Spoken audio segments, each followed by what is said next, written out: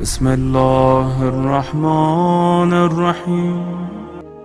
ابو جہل کے بعد قریش کا سردار ابو سفیان کو بنایا گیا۔ یہ بنو امیہ سے تھے۔ تبھی بنو امیہ اپنے آپ کو محترم سمجھنے لگے۔ اللہ کے رسول نے جب اللہ کا دین لوگوں تک پہنچایا تو ابو سفیان اور اس کے ساتھی بار بار اللہ کے رسول کی توہین کرنے لگے کہ قریش کے سردار ہم ہیں اور ہم اس ہاشمی نبی کو تسلیم نہیں کرتے، اور بس یہ بغض قائم ہی تھا کہ انہوں نے اللہ کے رسول کو قتل کرنے کا ارادہ کر لیا۔ اللہ نے اپنے رسول کو حکم دیا کہ وہ ہجرت کر لیں، تو بس اللہ کے رسول نے مکے سے مدینے کی طرف ہجرت کر لی اور اللہ کے دین کو پھیلانے لگے، اور یہاں تک کہ ابو سفیان نے مکے والوں کو جمع کر کے اللہ کے رسول سے جنگ کی جو بدر کے کنویں کے پاس تھی۔ اس جنگ میں اللہ کی مدد مسلمانوں کے ساتھ تھی، اور یوں ابو سفیان اور مکے کے لوگوں کو شکست ملی۔ بس بدر کی شکست کے بعد ابو سفیان کی بیوی ہند بدلے کی آگ میں جل جل کے یہ عہد کر بیٹھی کہ میں مسلمانوں کو نیست و نابود کر دوں گی اور ان کے رسول کو، ان کے ساتھیوں کو ختم کر دوں گی۔ اور معلوم ہوا میرے باپ عتبہ، میرے بھائی ولید اور میرے چچا شیبہ کو علی اور حمزہ نے قتل کیا ہے۔ بس اس نے یہ عہد کیا اگر حمزہ اور علی کو میں مار دوں تو محمد کی طاقت ختم ہو جائے گی۔ تو اس نے ایک بالا پھینکنے والے اپنے غلام، جس کا نشانہ بڑا ہی تیز تھا، اس کو اس شرط پہ آزاد کرنے کا حکم دیا کہ اگر تم حمزہ کو مار دو گے تو میں تمہیں آزاد کروں گی، اور جو تم چاہو گے وہ بھی دوں گی۔ اور ابو سفیان، خالد بن ولید قریش کا بدلہ لینے کے لیے دن رات محنت کرتے رہے اور کوششیں کرتے رہے کہ مسلمانوں کو نیست و نابود کرنا ہے، مدینے پہ حملہ کرنا ہے۔ بس ٹھیک 1 سال بعد 11 مارچ 625 عیسوی شوال 3 ہجری کو قریش 3000 جنگی پہلوان جو اپنی سواریوں پہ نیزے تلواریں لے کے مدینے کی طرف روانہ ہوئے۔ اللہ کے رسول کو جیسے ہی یہ خبر ملی تو اللہ کے رسول نے یہ چاہا کہ مدینے میں رہنے والوں کو کوئی تکلیف نہ ملے، تو آپ 1000 لشکر کے ساتھ کوہ احد پہ آ گئے۔ تبھی اس جنگ کو جنگ احد کہتے ہیں۔ بالآخر 23 مارچ 625 عیسوی ہفتے کے دن قریش اور مسلمان ایک دوسرے کے مد مقابل آنے لگے۔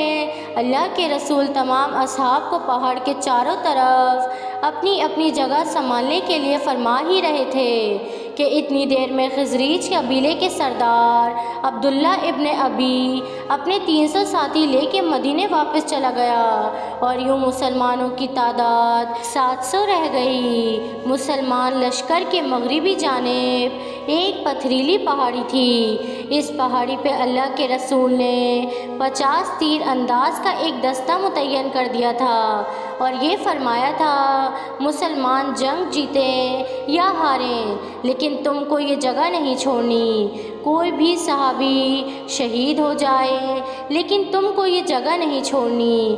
اصحاب نے اس بات کو تسلیم کیا تھا تاکہ پچھلے طرف سے یہ سپاہی لشکر کا دفاع کر سکیں۔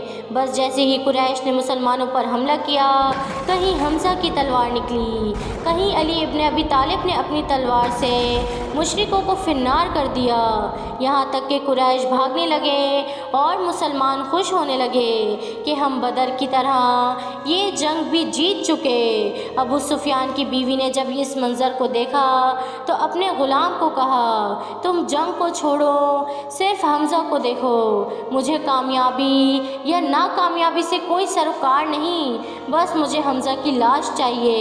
اتنی دیر میں وہاں جو وہ اصحاب جن کو اللہ کے رسول نے اپنی جگہ چھوڑنے سے انکار کیا تھا، انہوں نے دیکھا کہ مسلمان تو جنگ جیت چکے ہیں، اب مال غنیمت ملے گا، چلو ایسا نہ ہو کہ ہم سب کو مال غنیمت نہ ملے اور ہم یہیں رہ جائیں۔ بس انہوں نے اپنی جگہ چھوڑ کے مال غنیمت کی طرف بڑھنا شروع کیا۔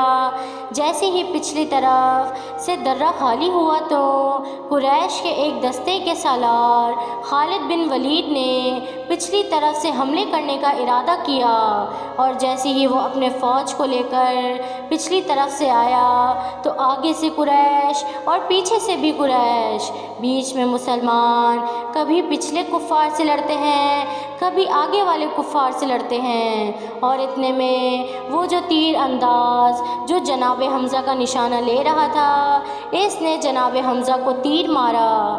بس جناب حمزہ کا زمین پہ گرنا تھا جیسے کوئی شیر زمین پہ گرا ہو۔ مسلمانوں میں واہ ویلا کی صدائیں بلند ہو گئیں اور کفار خوشی سے جھومنے لگے۔ کہیں سے آواز آئی کہ حمزہ شہید ہو گئے۔ مسلمانوں نے بھاگنا شروع کر دیا۔ اتنی دیر میں کسی نے اللہ کے رسول کے چہرے مبارک کا نشانہ لیا اور آپ صلی اللہ علیہ وسلم کے چہرے مبارک پہ کسی شیطان کا پتھر آ لگا۔ بس اللہ کے رسول کے چہرے پہ پتھر لگنا تھا، اللہ کے رسول کے دانت شہید ہو گئے۔ آپ جیسے ہی بے ہوشی کے عالم میں زمین پر گرنے لگے تو اتنی دیر میں کسی شیطان نے کہا کہ اللہ کے رسول شہید ہو گئے۔ بس یہ سنا تھا، مسلمانوں میں کوہرام برپا ہو گیا۔ مسلمان بھاگنے لگے کہ جب اللہ کے رسول ہی شہید ہو گئے تو ہم لڑے کیسے؟ یہ خبر جیسے ہی امام علی علیہ السلام کے کانوں پہ پڑی تو امام علی علیہ السلام شیر کی طرح کفار کے لشکر کو چیر کے اللہ کے رسول کے پاس آئے۔ جیسے ہی آپ نے اللہ کے رسول کے چہرے پہ خون دیکھا تو آپ نے اپنی تلوار سے پہاڑ پر ضرب ماری تو پہاڑ 2 ٹکڑوں میں تقسیم ہو گیا۔ تو امام علی علیہ السلام نے اللہ کے رسول کو اس پہاڑ پہ بٹھایا اور ایک علی پورے قریش سے مقابلہ کرنے لگے۔